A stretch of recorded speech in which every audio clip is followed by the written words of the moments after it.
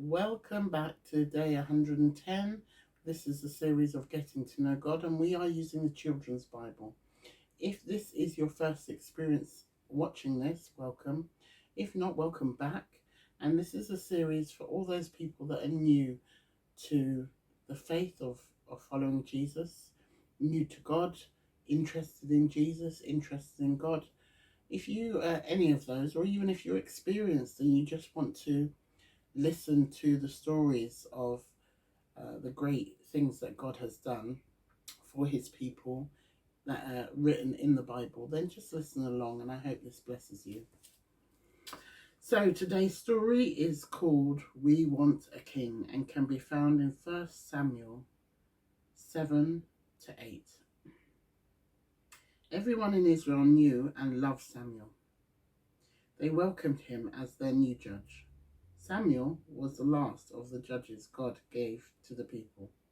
Samuel called the people together. If you want to be free from Philistine rule, he told them, you must turn back to obey God and doing what his laws say. You cannot expect God to rescue you while you are serving other gods.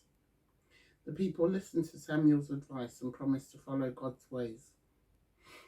Then they grew strong against the Philistines. Samuel also helped and advised anyone in need. He had 4 different headquarters in Israel. Every year he would visit each place in turn, helping to sort out problems and quarrels. He was a fair and honest judge. As Samuel grew old, people began to talk about what they would do when he died. We need a king, they said. They invited Samuel to a great meeting where they told him about their plan. Samuel was very sad. It seemed to him that the people were really saying that they did not want him anymore.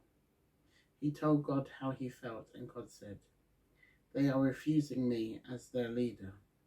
Samuel, not you. I am their king, but they do not want me to rule over them. Samuel called the people together to give them an answer. First, he gave them a solemn warning. He knew that a king would have complete power in the land.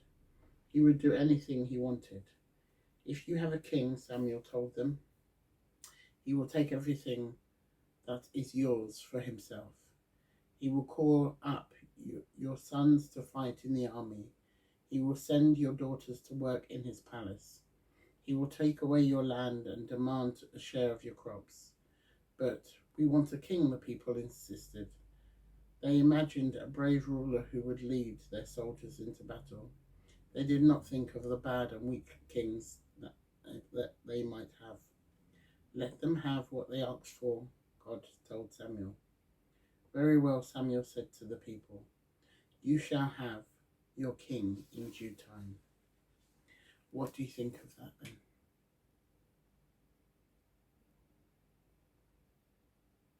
They wanted a king. Often, like children, when they want something, they're not content until they get it. And when they get it and realise it's not what they were actually looking for, then they start moaning.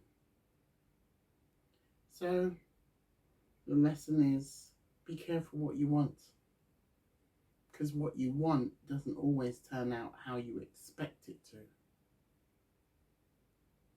Most of the time it doesn't turn out how you expect it to at all.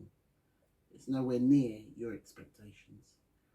It's usually completely the opposite. When men are involved, I'm not talking men, but when man is involved, and it's an earthly thing, it never works out the way that you anticipate or expect. When God's involved, usually we're surprised too, but we're surprised in a positive and better way, because he's doing things for our good, not just for self-serving ways. God is not here to serve himself. He's here for us. And he proved that by giving his son, turning his son into a man and let his son walk this earth, and then putting his son up to die for our sins. No human would do that. I wouldn't put my children up for sacrifice. Would you?